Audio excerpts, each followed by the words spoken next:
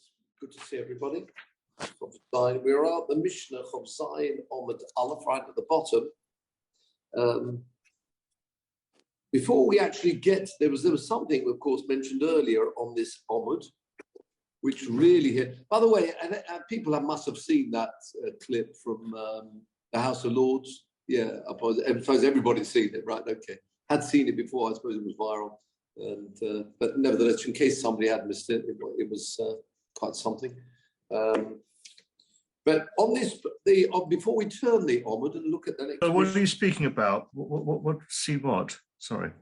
I'm sorry. What do you say people had seen? I didn't hear what you meant. I sent also an attachment. I think Peter sent it on in case anybody hadn't seen. The attachment. Okay, fine. Yeah. Yeah, thank you. People may have seen. It was a link. It was a link. The link. I'm sorry. Yeah, not an attachment. A link. Was that David Wolfson's speech? Yeah, that's right. Yeah, yes. But let's pick up here before, as I say, we start the Mishnah because it does link up with everything really. One of the points we mentioned here, if you remember, just go up. I know we're at the Mishnah, but they say before we turn the page, we do have on this page, let's pick it up here, where it says, I'll give you the actual reference. Yes, about 10 lines up, Omer Rova. Beginning line is Rova. Yep. 11 lines up. 11 lines up, Rova, Omer Rova. And do you remember in the previous Mishnah we were discussing in the Beis Hamikdash that they had not just the shofar being blown on Rosh Hashanah, but the trumpets either side. And some people thought it might be a good idea to bring that back. If we've got any trumpeters here, not quite sure. But yeah, and Omar Rava, the Isema Rabbi Yeshua ben Levi, my Korah. Do you remember my Korah? We spoke about that last time, but I thought it's so relevant. In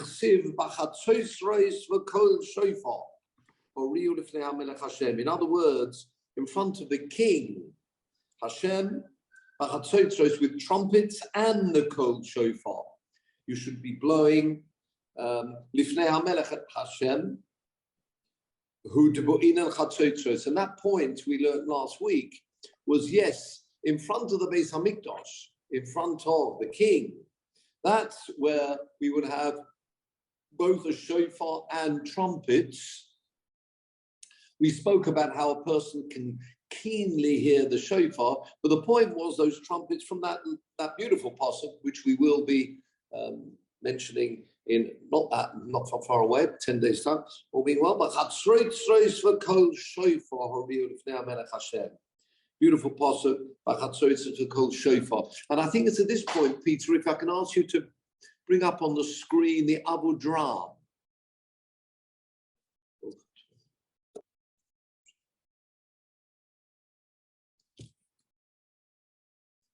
And this Abu Drama quotes the famous Sarja Gorn. No, it's one of the other, I think it's what I sent you. There it is. Very good. Number 145. That is the Abu Dram. Abu Dram was a Talmud of about 1340-ish, Seville, actually. And he was a Talmud of the son of the Rosh. We've spoken about the Tur of Osher, but his son, Rabbi Yaakov ben Osher, he was a Talmud of his, so very early.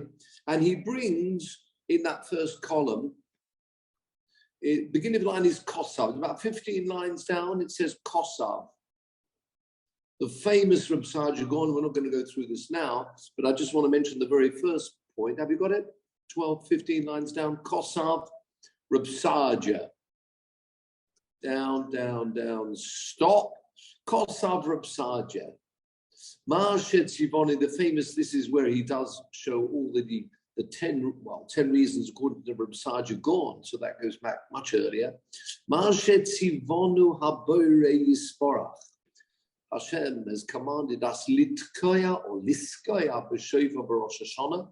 Yesh bozer asora inyonim.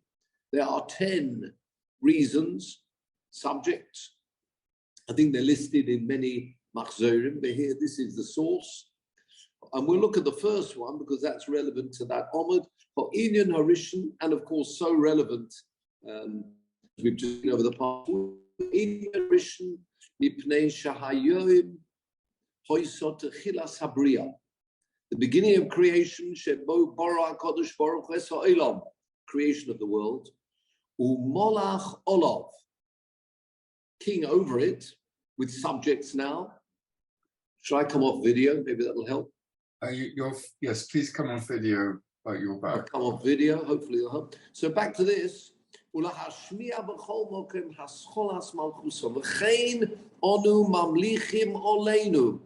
of the line. So we do the same for ourselves. We mamlich, ensure, mention that Hashem is a king. Mamlich oleinu es haberi leyom zeh, on this day. V'kach Omar David, at that same pasuk. So David said in Tehillim, which we've just quoted in our Gemara, B'chatzotzros v'kol shofar, with the trumpet and the sound of the shofar, horiu, blow lifnei hamelech Hashem. And that's exactly what we've seen.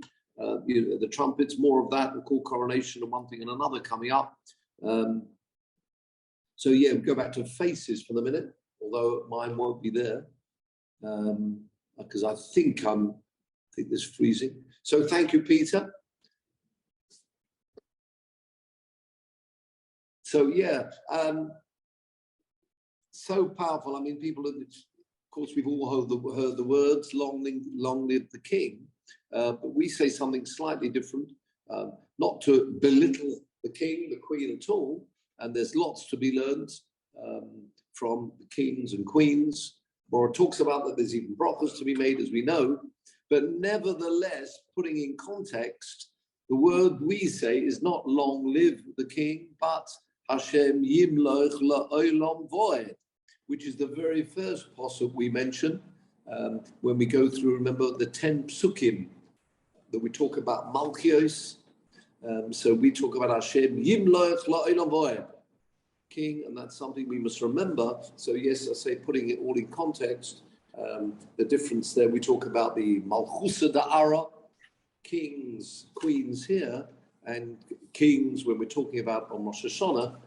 But yes, it does give us a glimpse.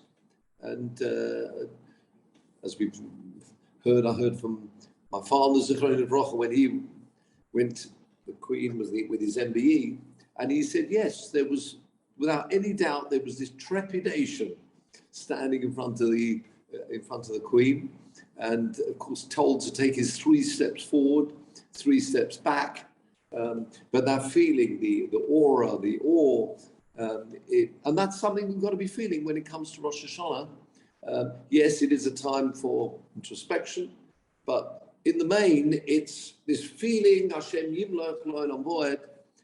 That's something we should really be taking with us. And I say it's so relevant to this Omid that we've got here. Come back more about that a bit later on, but let's go to this Mishnah now, right at the bottom. On Chav Zayin Amud Aleph. Sorry for that one. I didn't say anything. For that one moment that I came on, I lost it. So that'll teach me a lesson. The Mishnah at the bottom. Shofar shenistak, a shofar which is split. And this is quite important, particularly for, we have Baalei Tzkiya blowing the shofar. There are rules that make a shofar posel. That's not normally relevant to most people. They're going to shul, listening to the shofar, but for the Baal Tzkiya, it is important, looking after the shofar rather than, we'll see there's certain things that make it posel, just like you have with the Srogim and Lulovim, other things making them posel. The same actually applies to the shofar, and we'll see some of the rules here in this Mishnah, and as the Gemara then elaborates further on that. So right at the bottom, shofar shenistak, it was split. We'll see what that means. Udavokoi, dovkoi, means it was stuck together. It's posel. Have a look, please, at Rashi. Shofar shenistak udvokoi b'derek.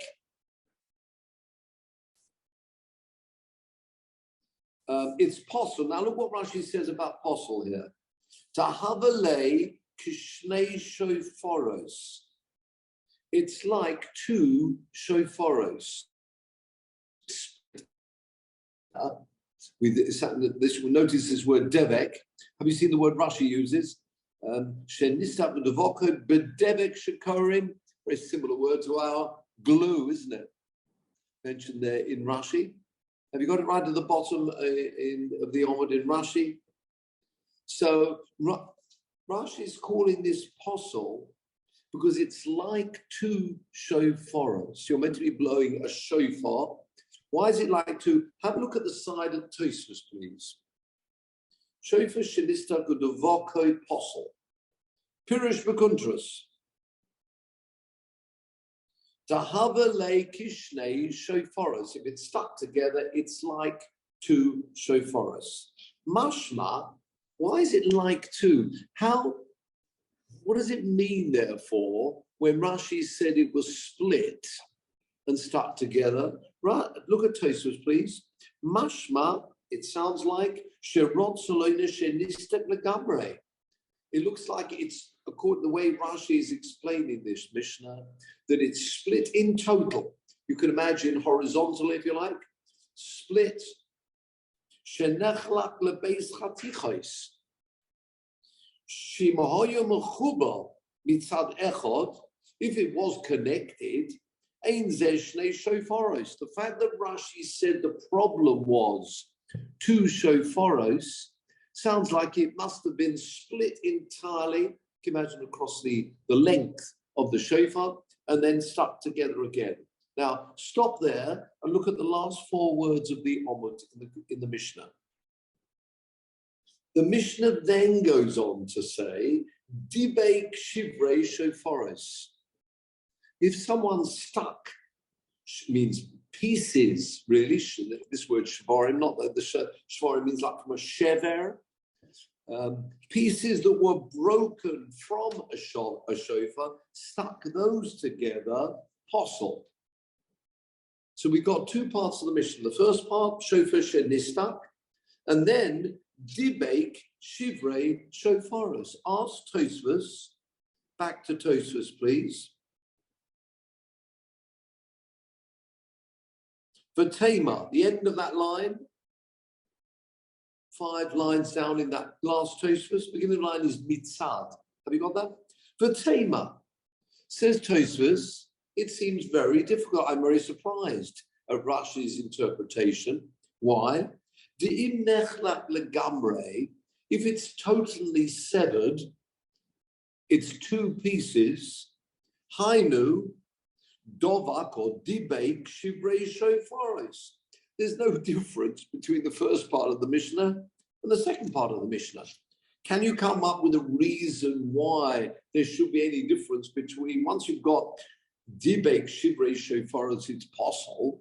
The same would be, surely, if you stuck two halves of a shofar together. Therefore, Tosfos does not like the pshat of Rashi.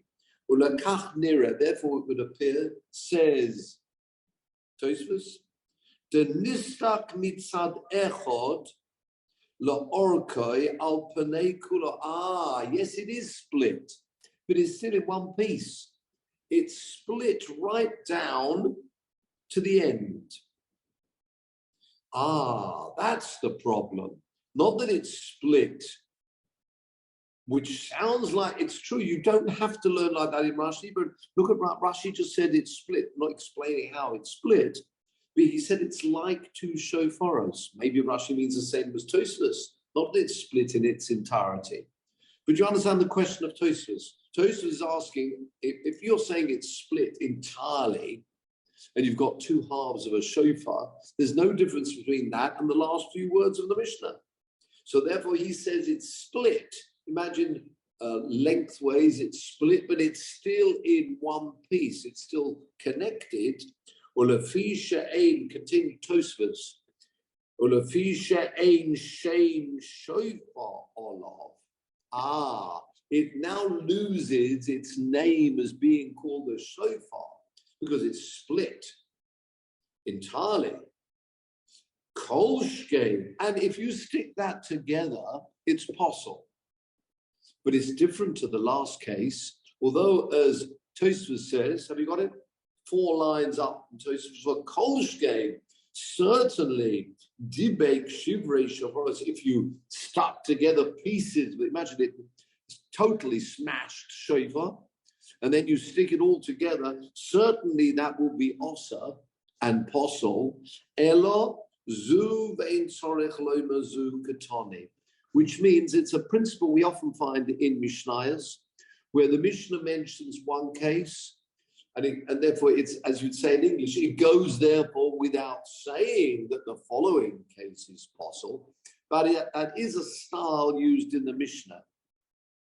What Tosfos was unhappy with is if they're both exactly the same, and if it's split entirely, there's no difference between that and dibek shivrei shofaros. Notice though that Tosfos just says mashma. It seems like what Rashi means is it's split entirely. It doesn't have to be that. It could be, although it's like 2 shofaros because it's split, although still connected, might be. But whatever, according to Tosfos, there are 2 examples mentioned in the Mishnah. The first where it's split, but not split where it's in 2 pieces, but split, if you like, lengthways.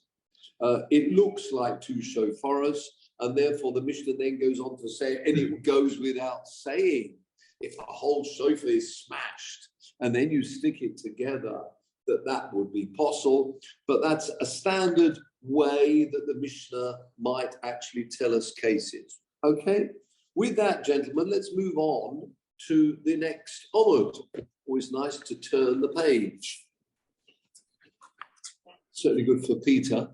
Only needed to send out one attachment. We're now on the next Talmud, Nikev. What's this Nikev Chozayin Omid base? Nikev, it's got a hole in. And Nekev Ustomai. This is an interesting one. It's got a hole in it. Ustomai, and then for the word sosam, steamer, closed up that hole, sealed the hole. Then what? Im ma'ake vesatkiya, and the Gemara will deal with each one of these cases. But let's just see the Mishnah. Im ma'ake vesatkiya, if it prevents, or maybe obviously if it prevents you can't hear anything, then obviously, but it prevents in some way and makes a difference to the sound of the shofar, it's possible. V'imla, but if that hole hasn't actually interfered in a major way with the sound, notice it's been stomach, it has been filled again. So, a bit like a filling, you've got a filling in the shofar. If it prevents the sound, it's possible. V'imlav kosher, otherwise it will be kosher. Malcolm, but you're on mute. Sorry, I just sort of had a question actually just from the previous, sorry to go back. Yeah, okay. Is the word dibek any related to dibuk at all? Yes, it is. It's an individual sticking to, if you like, when you talk about shadim and the other world. So yes, it's a dibuk. Absolutely, the word devek. Yeah, glue. Devek. So yes, you're sticking to the netherworld. This dibuk. That's really what it is. Some other force sticking to you. Yeah, very good. I noticed Russia's got this word. Okay. Word just because the shofar's used, because the shofar is also used for the dibuk ceremony or whatever it is to remove the. Yeah, that's to remove something which is connected to an individual. Yeah, but here we're using it in the word connected. So you're connecting it because you're using glue. Because there's a composer in Chicago, just footnote. Israeli composer called Shulamit Ran, who wrote an opera for Chicago Opera called On the Dibuk, and she uses shofars in her orchestra. Oh, is he to remove a famous scene? Yeah. Oh, right, okay. Anyway, sorry. No. That's right. You're right. That is the same route. Now, Nikli Bistoma, what is going on here? Let's have a quick look at the first part of Tosfos, although this really, one really needs to see the Gemara for this, but just to get a picture. Ibn Farasha says Tosfos, Ta'ari la'acha stima, after you've sealed the hole, as I say, a bit like a filling, a steamer, the fi shelo huchlaka, stimas hanekev. If it means the fi shelo huchlaka, that sounded like it wasn't smooth. Stimas hanekev, this filling, ein haruach yotzei bipshitus. The air, therefore, doesn't go out straight. Or ma'akev esakol, it prevents the sound. Kasher. Keeping the kola kolis kasherim. His question is this: if the sound has just been altered, it shouldn't make much difference. The Gemara will bring that later on, because kol hakolos kasherim. Mali ma'akev, mali einu ma'akev. But the main point is this I want to get to. Venira da'ire kodem stima. You filled up this hole, and we're talking here before. That's what this mission is talking about. Before you've actually filled the hole, the kodem stima, kodem shenistam hoyanekev ma'akev esakol. Before you've actually filled the hole, you can imagine a bit like a recorder or any other wind instrument. The hole, ma'akev esakol shoyakol mishtane machmas hanekev. It was a changed sound. When you did fill it, it then goes back. That's what we're talking about. If it goes back to its original sound, there's a bit of a feel here for the Mishnah. We're really not going into this because the Gemara is going to talk at length about this. But the point we seem to be mentioning according to Tosfos is if the sound, kodem stima, the kodem shenistam, it prevented, it was a changed sound, machmas hanekev, and then it's gone back to its original, it shows that it's fine, and therefore that's what it says in lav kosher. So it prevented the sound. It may well be later on you've filled it up and now it's okay. But if it did prevent the sound, a total change of sound because of that hole, then it would be possible. But if it didn't change the sound entirely, then it would be kosher. But I'll say more about this later. This is just to get a bit of a flavor before we get to the Gemara. Okay, so a few points we've made. Haven't really gone into them at length about some of the things which will make a shofar possible. And then we talk about a few other things about how to blow. Good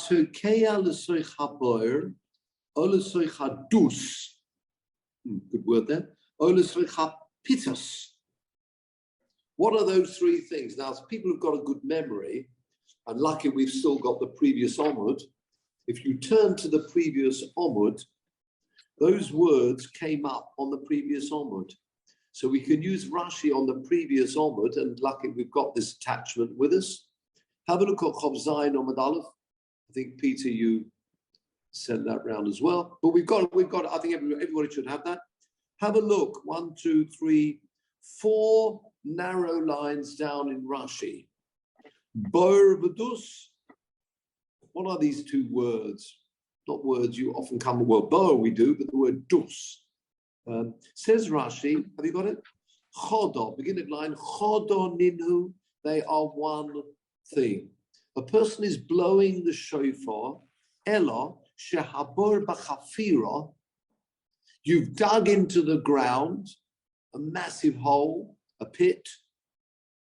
V'hadus bebinyan. al hakaka. You've actually dug, but you've made a surround, almost like a building inside, a cistern inside the ground. Those are the two things. You've got the word cistern there, maybe, in that Rashi. So those are those two words. In other words, the person is blowing inside a huge cistern, inside a pit. You may well ask, what is he doing that for? But don't forget, we are talking about times where it was actually, there were many decrees, particularly in the Romans, we're talking about the time of the Mishnah, where it was forbidden to blow the shofar. So they may well be trying to reduce the sound inside a cistern, inside a pit. We've seen plenty of that happening 80 years ago, where people blowing the shofar and very much in hiding. And what's this word, pitas? That's a chovius gedolah, like a barrel, a huge barrel. The person is blowing in one of those three things: the bur, or the boer, the pit; the dus, which is like a cistern built into the ground; or the pitas, which is a chovis, a large barrel. Now, someone outside, what might they hear? Or even actually, if they're all inside, you can imagine there's going to be an echo. Now back to our Mishnah, please, on Chof Zayin on the base. Says the Mishnah, Hatokea, someone blowing into a pit, if you like, a cistern, or into the pitas, into this huge barrel. Now, im kol ha-shofar shama yotza. If the person hears the sound of the shofar, they are yotza. But if they hear the sound of the echo, now I might have thought that the sound of an echo is the sound of a shofar rebounding from somewhere, but it's still the sound of a shofar. Says this Mishnah, no, I'm afraid that is not considered the sound of the shofar.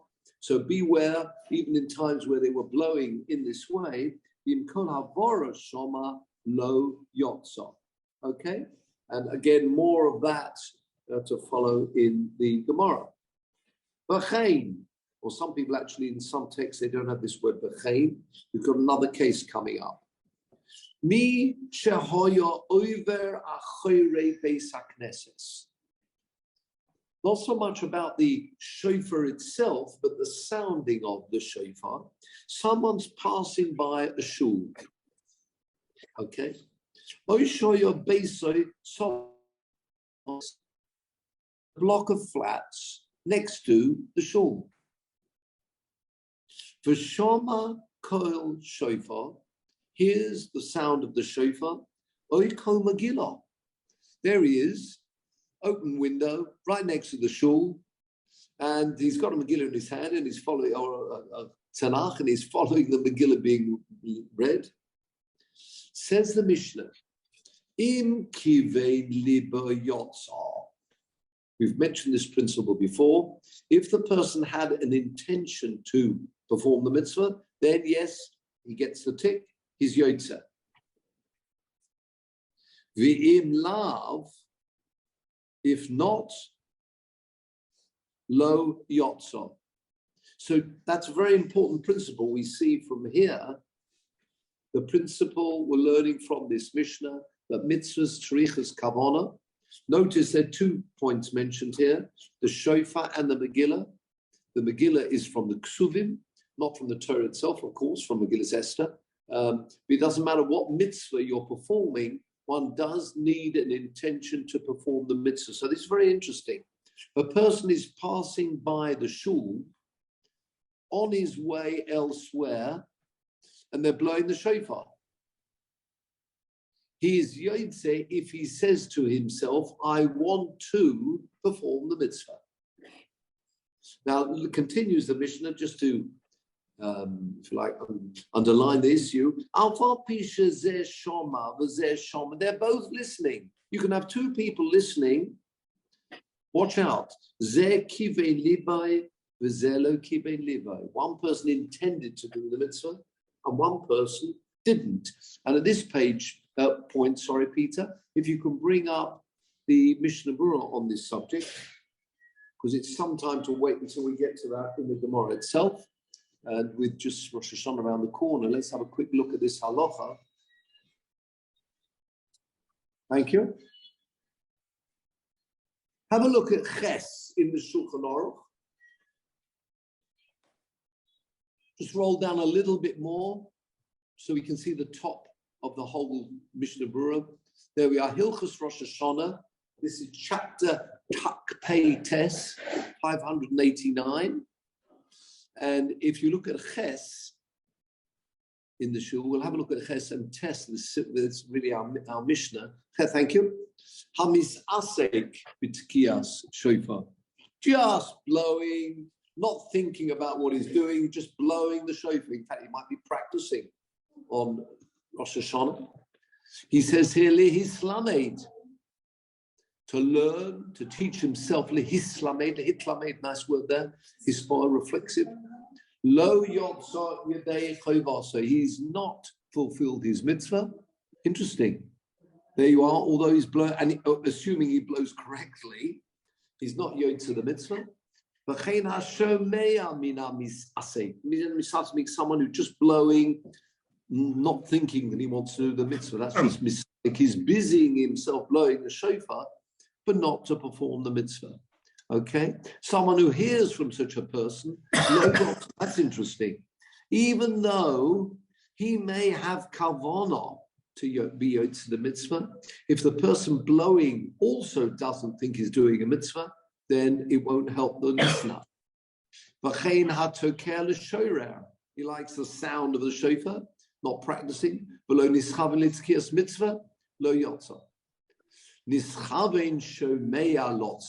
the person listening has kavanah, this is a point I mentioned before, but the one blowing did not have an intention to be yotzi, to be motzi him, to allow him to perform the mitzvah. Or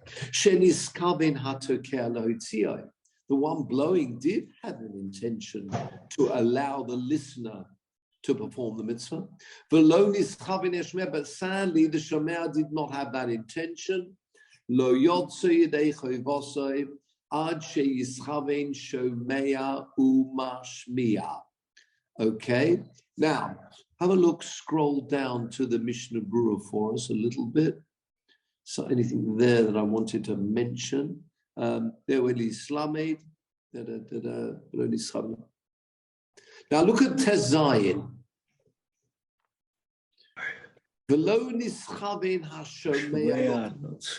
got it? Oh, yeah. I think, Peter, you may want to put people on mute. Sorry, it's my fault. Sorry. That's all right. Glass of water. Have you got Tezayin? So this is talking about somewhere where the person blowing the shofar has an intention, he's doing a mitzvah, but not the one listening. What does that mean? Says the Mishnah Berurah, Zeh Mairi, second line, this is talking about Kushabola Beis HaKnesses Bistoma. This is someone who rolls up into shul just to collect his chumash or something, and he's going to daven somewhere else, collect his belongings, whatever it is. He just wanders into a shul, bistoma. If he's just rolled up bistoma, he's not intending to do any mitzvah. He's come there just maybe to say hello to somebody or actually to get something. He's going to daven somewhere else. Someone who's come to shul on Rosh Hashanah, they've come to shul to go through whatever's in the service. Part of the service is hearing the shofar. When he heard lo kive niba, he didn't think, I now want to do the mitzvah of shofar. He goes without saying elo bistama yotza. That's very important. So, in other words, it's not an active kavanah to be yotze, but as he's come to shul to perform the activities of the day, the service, to be part and parcel of the service, then obviously he is yotze. Okay, let's Can I just ask about the case of the bar and the dud? Yes. if presumably these are speaking about people who are underground and absolutely. So the fact there is an echo isn't monea the people who are actually inside the not at all. No. But just the point of the echo is that people are outside that and they hear it resonating. Yeah, I mean, you could be inside as well. Depends on the acoustics of the bar, the pit. All the Mishnah is telling us: beware. Are you listening to the shofar or the echo? They may be both. I mean, they may be both at one time. Then you're in trouble because you've got to be able to differentiate. Remember, we said that before. If you can differentiate between the two and home in on the sound of the shofar, that's fine. But if you're outside, you'd have to watch and be careful. What are you hearing? You may only be hearing an echo. And that's, I think, what you said. If you're only hearing an echo, then clearly you're not Yotze. You see, I might have thought it comes from a shofar. Surely that is the sound of a shofar. And in fact, it is. It sounds like a shofar. Maybe no difference in the actual sound itself. But it's not. It's coming from, let's see, hitting the wall and bouncing off the wall as an echo would. I mean, yes. The same principles may apply to hearing the Megillah through a microphone or being. Yes, very good. Yes. That's all right. There are some people who don't. Yeah. We're talking about all brachas as well. There are those people there. We're talking about. I'm not saying that is the case. If you're close enough. You want a minyan, let's say, doubling during the week somewhere over the loudspeaker. I mean, you're really not hearing. You're not actually hearing. You might be. Depends how close you are. I mean, there were during COVID. There were only way you could join in for Kaddish, and it was over Zoom. That was special circumstances. I don't know. Yeah, okay, you're right. Special circumstances, but normally you'd be wanting to hear the thing, the voice direct. You want to hear the shofar direct. That is the sound of the shofar. Yes. Let's scroll down up the other way around, please, Peter, to Tess in the Shulchan Aruch, and that's really what this mission is all about. So if you come the other way, let's have a look at the Shulchan Aruch. If you scroll up, that's it. Let's have a look at Tess, please.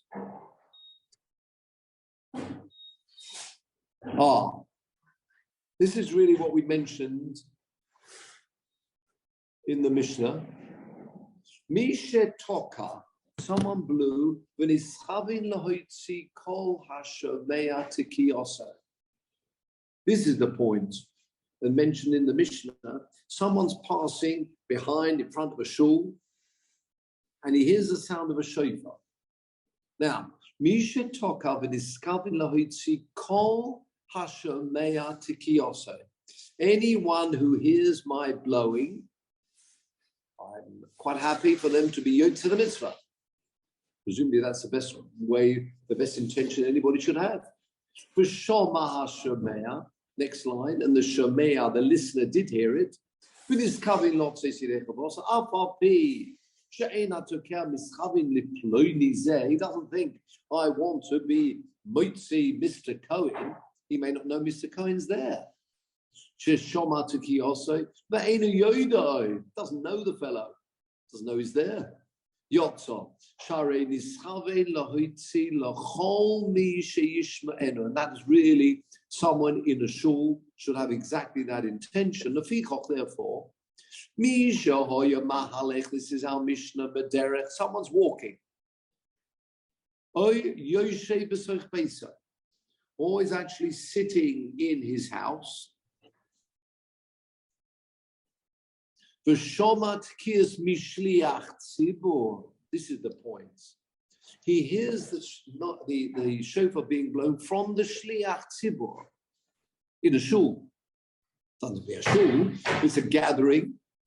Yotza in this Chavin Lot says he is Yotza, but he does have that. The listener must have kavanah if he's outside the shul. Shari shliach tzibur. The rule of the shliach tzibur will be machavin lahoitzi es harabim. he does have an intention to blow whoever hears. And of course, there may be some people coming late who may be outside. They may be, just in the hallway. They may be outside the windows. Wherever they are, he's quite happy to be motzi them. Let's scroll down now to the Mishnah Berurah on this. And that's really what we've seen in the Mishnah. Where are we up to Tess? Look at Yud Zayin in the Mishnah Berurah. Fourth line down. Again, Peter, you may want to put people on mute. Next one, fourth line down, Tess. Yud Zayin. Sheyishma enu. Anyone who hears it. Now, this is interesting. If someone private home to blow the shofar for someone unwell, someone just given birth, his house is next door, or he may be passing by. Then lo yotza, why the mistoma, someone going into a private house, you'd expect the default position would be lo nischavin ze lahoitzi elo hachile. He's going into a private. Notice comes from the chaye odom. So that's, of course, the person blowing for this ill individual could think at the same time, I know I'm only blowing for Yankel who's not well, but if anybody else happens to listen, I'm being motzi them as well, then of course that's fine, that's great. Then they will be yotze. But normally, if you go in to blow for somebody, a private capacity, you'll be blowing just for them.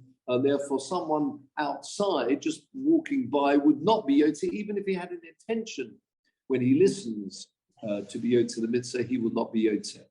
Okay? What else I want to point out to you? Actually, very interesting. What would you say? He just mentions, often comes up here. Look in Yud Ches as we're just passing by there. A summa, someone who's blind, can he blow the shofar? Have a look. It says summa chayav. The end of the line is chayav, but a few more lines down. A blind person is chayav. Bitkius. If he had a chazaka, he used to blow. And then he left that position. If they don't find anybody, he should go back. And he says, you shouldn't be removed. Just sadly, he's blind. That's got nothing to do with blowing the shofar. Yes, someone who's blind actually davening, of course, if they really know everything off by heart, but of course that's tricky without a machzor, particularly a Moshe Shana. But when it comes to blowing the shofar, no reason at all, he says here, Ein l'salka v'vnei shu sumah. You may find someone as good as him. That is not a reason to ask someone who's blind not to blow, besides, of course, upsetting the person. But on top of that, why shouldn't he blow? Because he's blind. He's mechuyev in all mitzvahs. Sadly, he can't see. That he just, I say the Mishnah adds that piece for us. What's the half? I mean, that you shouldn't have been allowed to, so I've lost that. Yes, because you see, the shlich tzibur, if he's blind, it's a bit tricky because we're scared he may, particularly, Rosh Hashanah Musaf, he may not remember where he's up to. So but with the Baal Tekeh, presumably the concern was that he couldn't see who is listening. And this is telling us he doesn't need to see anybody, he just needs to have in mind anyone. Absolutely, he doesn't need to see anybody. And when he blows, he doesn't need to see anything at all. He's blowing. Yes. It may help his concentration. Yeah, so therefore, even more so, what's the happening that he won't be allowed? No, because I might have thought, just like the Baal Tefillah, normally it would be discouraged, someone who's blind. So, just getting that point, say quoting from the Mogram, in case anybody thinks, maybe the Mishnah was writing this down because maybe, it became quite, blind people had been discouraged from being a Balit, or certainly if they became blind, etc. So he's just trying to get that point home that that's not a person who is in that position. Often the Mishnah does write that down. There was something at the time, maybe people were behaving in that way and not allowing a blind person to blow. He's getting that across that there's no reason at all why he shouldn't blow. As you say, he's not reading anything. So it's not the same as the. I might have thought maybe the tzibur will be upset if he's blowing, but quite the contrary.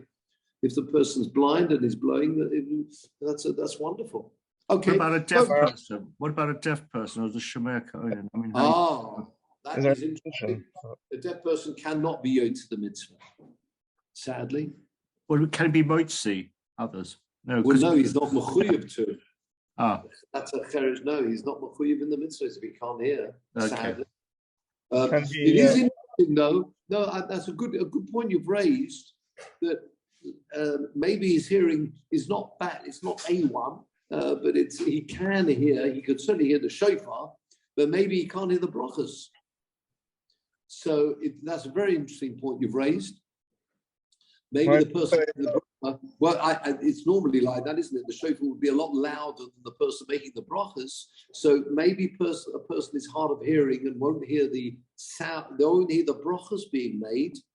Back to Mervin's point, and if that's the case, if he can hear the shofar, then he should make the brachas himself, or get a lot closer to where the Baal Tzokeh or the person making the brachas, the Baal Tzokeh, get closer so he can hear the brachas. But if he can't hear the brachas, nothing wrong about making the brachas himself, and then he would hear the shofar.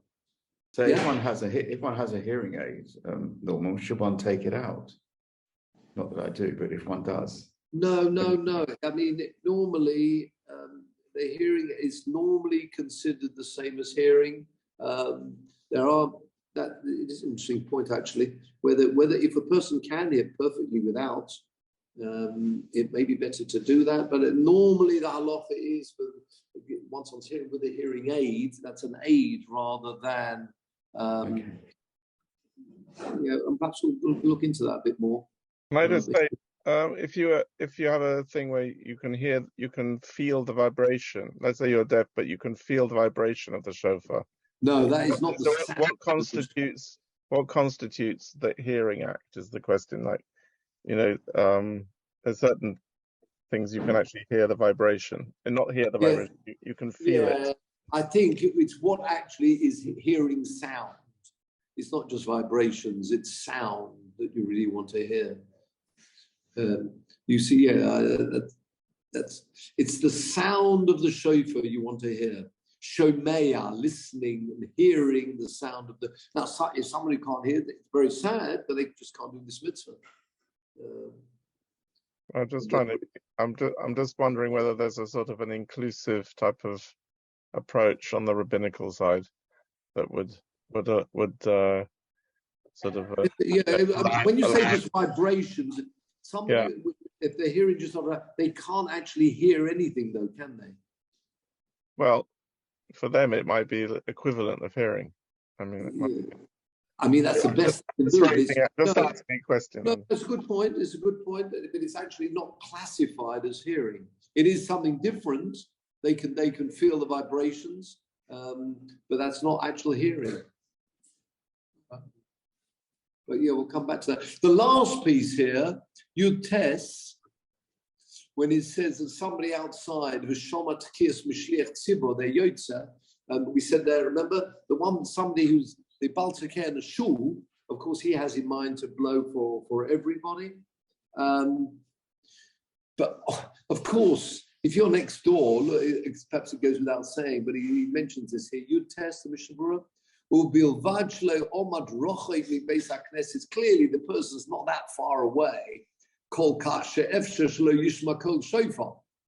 Right, kol havora. That's the point we made before. You've got to be very careful. You are actually picking out the sound of the shofar rather than an echo. Yeah. So if a person's that far away, then clearly you wouldn't be yotze. So if he's outside listening to the shofar, then it is the shofar he needs to hear. But let's say someone just passing by a shul, as long as he has in mind his Yotzer, I'm not telling him he can go back home now because there's the rest of davening, but nevertheless, as far as the mitzvah shofar is concerned, no, that's quite important because someone, I don't know, a member of Atzola, whatever you like, they come rushing in and they're outside the shul as the Balter Care is blowing, but they hear everything. Even though they're outside, they're rushing in late for whatever reason, and nevertheless they're Yotzer. That's important to know, because if they're not Yotzer, then they'd have to ask wrong, which people don't mind doing that. But if they are outside, then they are Yotzer the mitzvah, and that's unnecessary. Okay. I'm assuming the same thing can apply to the Baal Tekeh. If let's say he was delayed or something, and he starts Tekeh outside the shul. I mean, yeah, he could do that. Less likely, but it's less likely. Yeah, he could, as long as the people inside realize what was going on. Yeah, he's certainly okay. I mean, he's blowing, but yeah, as long as he has in mind and people realize and want to do the mitzvah, yeah, that's fine. Yeah. Okay, so let's go back to.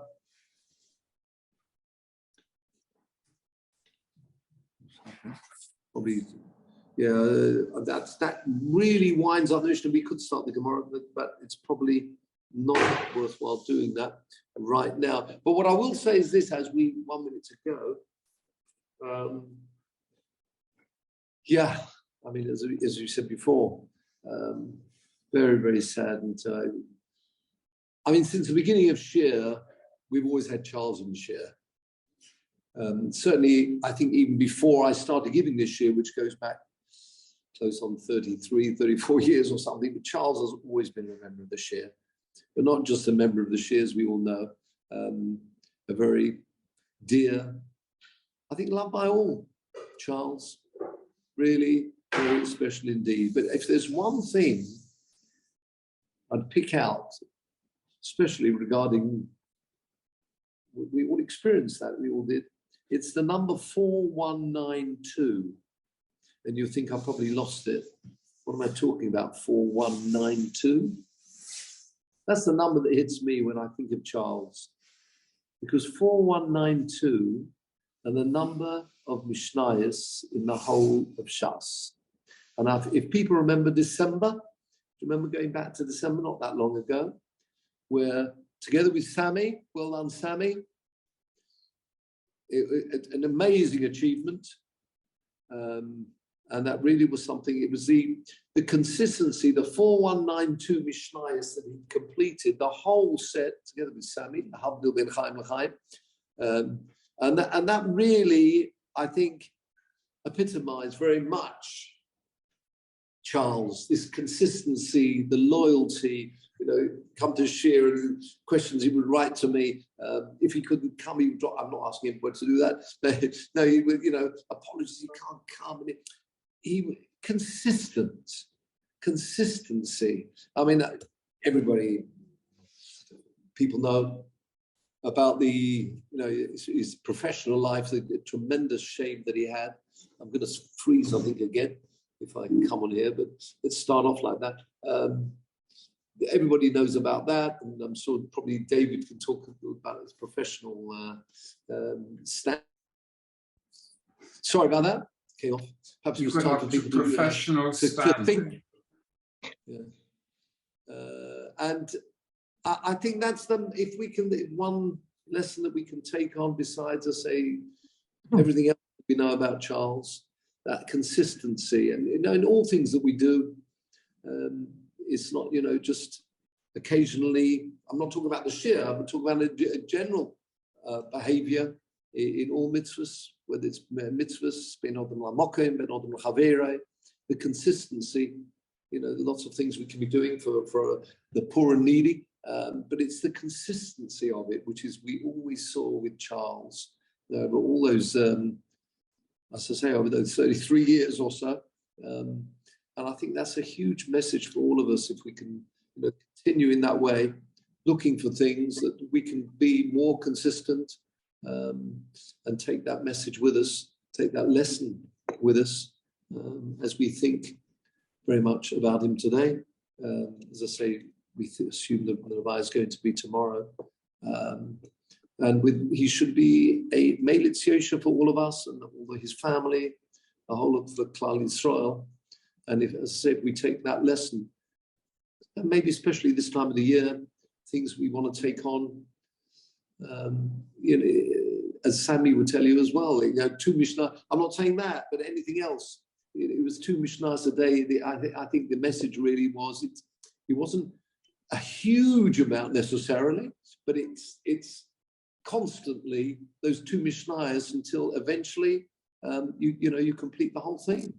And I think that's something we can all learn from. So as we are thinking about ways we can move onwards and upwards in our Torah learning, in our mitzvahs, as I say, in the Machavera as well, to be that much more consistent in all the things that we do. And with that, I'm sure he will be a Melitz Yosha for all of us.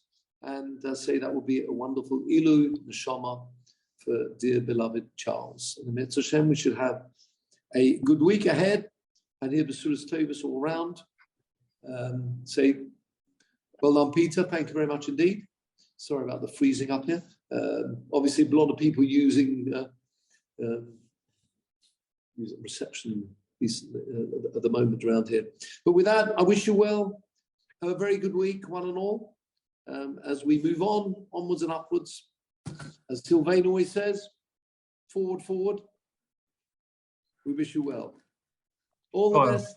Norman, before you go, could I share your your short eulogy for Charles with Ruth? Oh, of course. Such again. Thank you. Yes. And he always had Ruth by his side, and that was part of his power was they were a very unusual and unique combination that they thrived on each other's kind of idiosyncrasies, I guess, and their unique personalities, and that was they were a very unusual couple, and each one was strong. Each one was stronger for the other. Yeah, and they were wonderful together. It's a powerful lesson for all of us. I think he retained his youthfulness, Charles, in some ways. Though he's quite pedantic in some ways, I think he was slightly old-fashioned. He actually was always coming with his National Geographic UCL hoodie on, dressed like a student, and and his little pat. He was so very and he wrote sorry. Yeah, my kids loved him as well. I mean, it was very, he did span those generations, didn't he? Yeah. Because of that. He wrote lovely cards for both Josh and I with the bar mitzvahs and stuff. He just knew he knew how to deal with young people. It was very yes, absolutely. And he cared about them. He did this B'nai B'rith diary. He was very involved in the Hillel. Unfortunately, Hillel House doesn't exist anymore. But it was for the chaplaincy or whatever it was of the students' societies. He was very supportive of it, and he raised money for the diary every year. It was a great. And he never stopped in his learning as well. I remember when he retired. I mean, he never officially retired anyway. Even now, he's on the bottom of him when his emails, he's working. But no, remember he did that course in university. University College, he took up a Hebrew course. Jewish history, Jewish history, and then actual language course, and never stopped. That thirst that he had was very special. But, it should also be said that he had a great sense of humour. When we sat upstairs in the terrace in our synagogue, he used to sit behind me and whisper jokes while we were davening and trying to make me laugh. That's what I always remember about him, apart from his very clear thinking. Yes. Incisive comments and shares as well, very much. And vast knowledge as well. He was very, very well read on Jewish sources and Jewish history.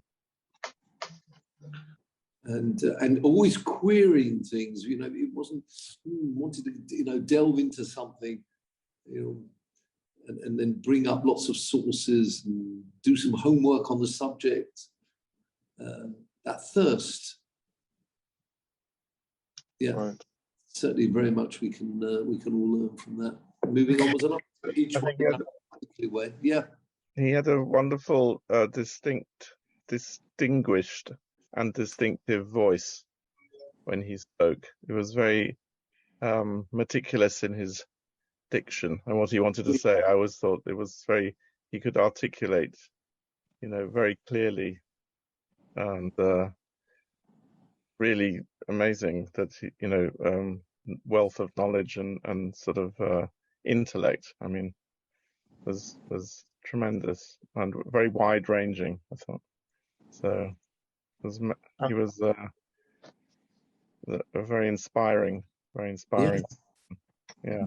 And selecting the exact word that he wanted when he was explaining something or talking to you.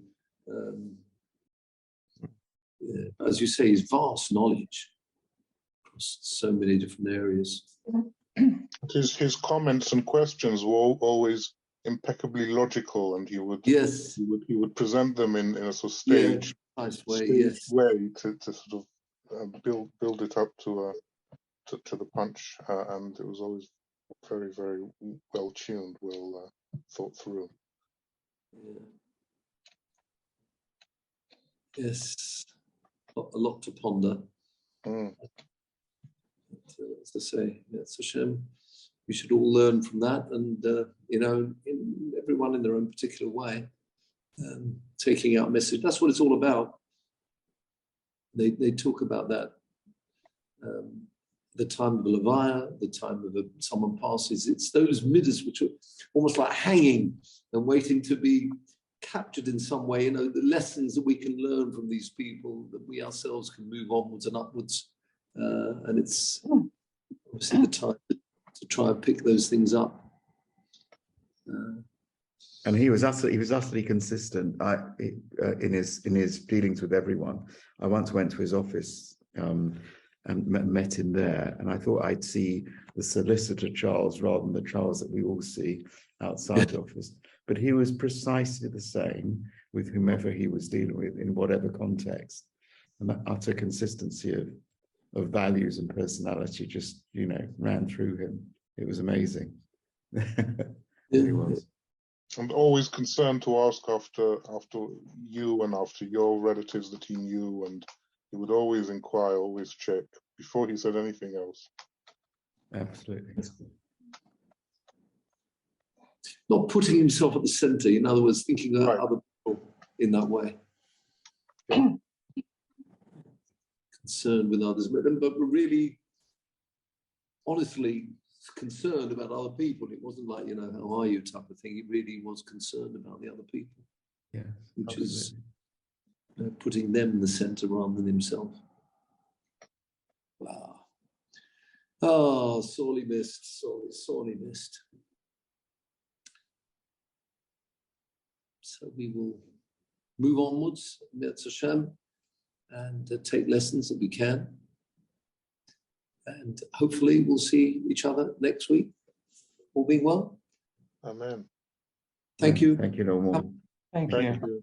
Sam, are you keeping? Sam Walden, are you keeping? Yes, thank you. I'm sorry, my camera's gone kaput. No, you're well, family. Thank you, Baruch Hashem, yes. Good. Keep well, everybody.